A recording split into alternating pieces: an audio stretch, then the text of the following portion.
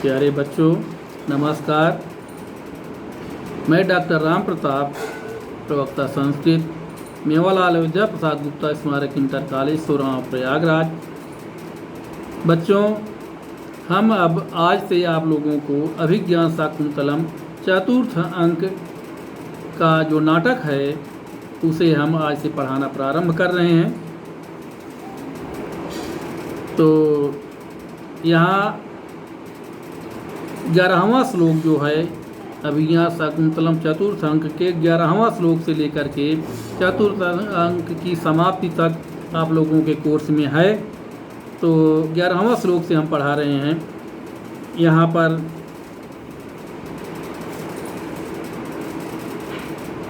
जब उस समय का वर्णन है जब शकुंतला पति के घर जाने के लिए तैयार होती है और उसी समय आकाशवाणी होती।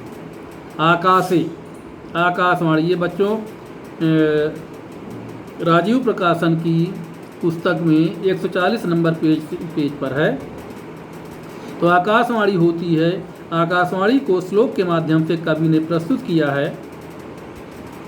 तो श्लोक है, रम्यांतरः कमलिनी हरितैः सरोभिः छायाद्रुमय नियमितार्क मयूखतापः भूयात् कुशेशय रजो मृदुरेणुरस्याः शांतानुकूलपवनश्च शिवश्च पंथाः।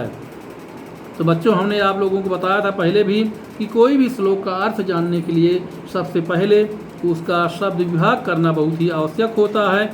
शब्द विभाग करेंगे तभी ही उसका अर्थ समझ में आएगा। तो रम्य अंतरः कमलिनी हरितैः सरोभिः छाया द्रुमैः नियमित अर्क मयूख तापः भूयात् कुशेशय रजः मृदु रेणुः अस्याः शांत अनुकूल पवनः च शिवश्च पंथाः। ये इसका शब्द विभाग हुआ। अब बच्चों, संदर्भ इसका होगा कि प्रस्तुत श्लोक हमारी पाठ्य पुस्तक अभिज्ञान शाकुंतलम नामक नाटक के चतुर्थ अंक से लिया गया है। इसके रचयिता महाकवि कालिदास हैं। अब बच्चों, इसका अन्वय देखिए। अस्याः पंथाः कमलिनी हरितैः सरोभिः रम्यांतरः छायाद्रुमैः नियमित आर्क मयूख तापः कुशेशय रजो मृदुरेणुः च शांतानुकूलपवनः च शिवः भूयात्। अस्याः पंथाः आकाशवाणी होती है। आकाशवाणी में क्या कहा जाता है कि अस्याः पंथाः, इस शकुंतला का मार्ग या रास्ता, कमलिनी हरितैः, कमलिनी के हरे भरे, सरोभी माने तालाबों से युक्त हो। यानी जिस रास्ते से ये जाए उस रास्ते के दोनों ओर कमलिनी यानी कमल से हरे भरे दोनों तरफ से तालाब हैं। रम्यांतरः छायाद्रुमयी है। छायाद्रुमयी माने छायादार वृक्षों से, रम्य माने सुंदर, अंतरः माने मध्य भाग वाला, यानी ऐसा रास्ता हो कि जिसके दोनों तरफ से छायादार वृक्ष हों। नियमित अर्क मयूख तापः, जो नियमित रूप से यानी लगातार, अर्क मयूख तापः, अर्क माने सूर्य के, मयूख माने किरणों की, सूर्य की किरणों के ताप से नियमित यानी दूर करे, जो सूर्य की किरणों को सूर्य के ताप से इसे बचाए। यानी ऐसे वृक्षों, छायादार वृक्ष हों जो कि सूर्य के ताप से शकुंतला को बचाए। और कुशेशय रजो मृदु रेणु, कुशेशय माने कमलों के, रज माने पराग से, मृदु माने कोमल, रेणु माने धूल वाला, यानी कमल के रज या पराग के समान कोमल धूल से युक्त, शांत अनुकूल पवनः च, शांत और अनुकूल पवन हो। यानी इसके जिस तरफ से ये जा रही है उसी तरफ को हवा भी चल रही हो, अनुकूल हवा हो, उसके प्रतिकूल हवा न हो। और शिवः भूयात्, अस्या पंथा शिवा भूयात्, इसका मार्ग जो है, इसका रास्ता जो है वो कल्याणकारी होवे।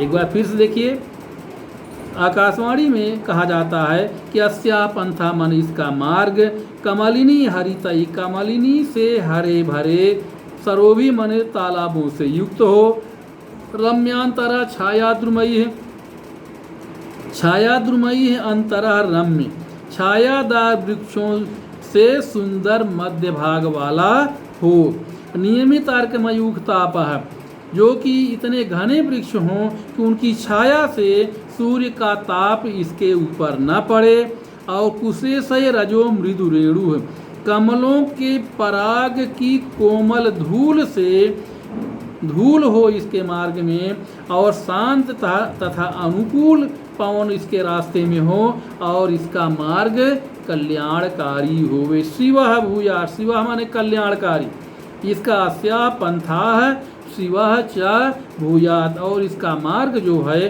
वो कल्याणकारी होवे।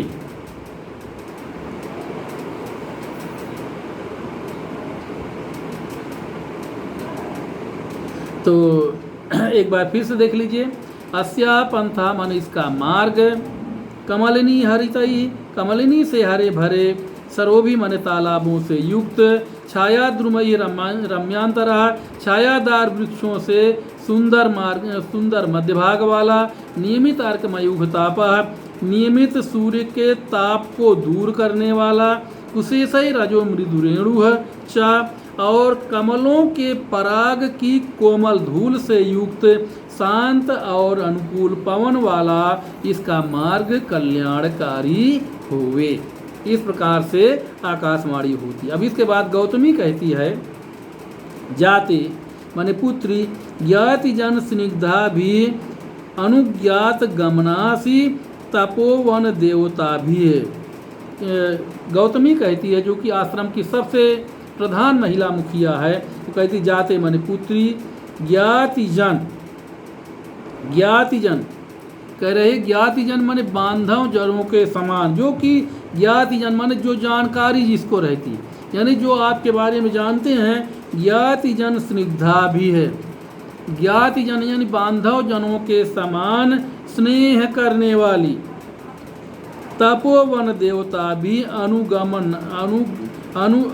अनुज्ञात गमनासी, तपोवन के देवताओं के द्वारा तुम्हें जाने की अनुमति प्रदान कर दी गई है। जाते माने पुत्री, ज्ञाति जन स्निग्धा भी है, संबंधी लोगों के समान, या जो आपको जानते हैं ऐसे संबंधी लोगों के समान, तपोवन देवता भी माने तपोवन की देवियों के समान, तपोवन की देवियों के द्वारा अनुज्ञात गमनासी, तुम्हें जाने की अनुमति प्रदान कर दी गई है। इसलिए प्रणम भगवती, इसलिए भगवती को प्रणाम कीजिए, यानी देवियों को प्रणाम कीजिए।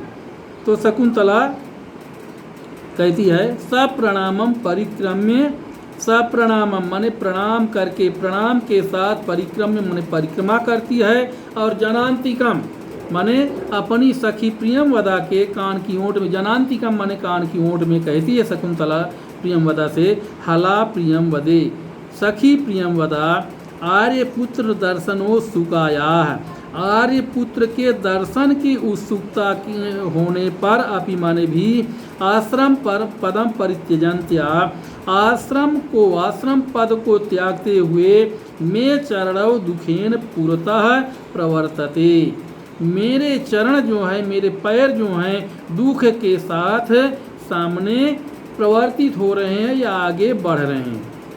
फिर देखिए इसको एक बार, सप्रणामम परिक्रम्य, प्रणाम करने के साथ परिक्रमा करके, यानी मंच पर वो प्रणाम करती है, प्रणाम करने का अभिनय करती है, और उसके बाद हाथ की ओट में, यानी कान के पास उसके हाथ की ओट में प्रियमवदा से कहती है कि हला प्रियंवदे सखी प्रियंवदा आर्यपुत्र दर्शनो सुकाया, आर्यपुत्र के दर्शन की उत्सुकता होने पर अपि माने भी आश्रम पदम परित्यजंत्या, आश्रम पद को त्यागते हुए मे चरणों दुखेन पुरता प्रवर्तित, मेरे चरण जो हैं, मेरे पैर जो हैं, दुख के साथ आगे बढ़ते हैं।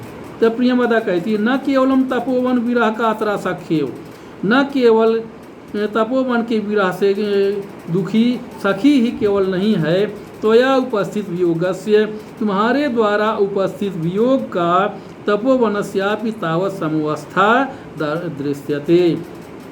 तपोवन में तुम्हारे द्वारा उपस्थित होने पर, तुम्हारे द्वारा वियोग उपस्थित होने पर तपोवन की भी उसी प्रकार की ही अवस्था है। यानी न केवलम तपोवन विरह का आतरा सखी, कह रही है प्रियंवदा कि न केवल सखी शकुंतला ही केवल तपोवन के विरह से दुखी है, बल्कि त्वया उपस्थित वियोग से, तुम्हारे द्वारा उपस्थित वियोग से, तावत मने ठीक उसी प्रकार से, समवस्था तपोवनस्यापि दृश्यते, उसी प्रकार की अवस्था तपोवन की भी दिखाई दे रही है। बच्चों आज के लिए बस इतना ही, उसके बाद आगे फिर कल पढ़ाएंगे। धन्यवाद।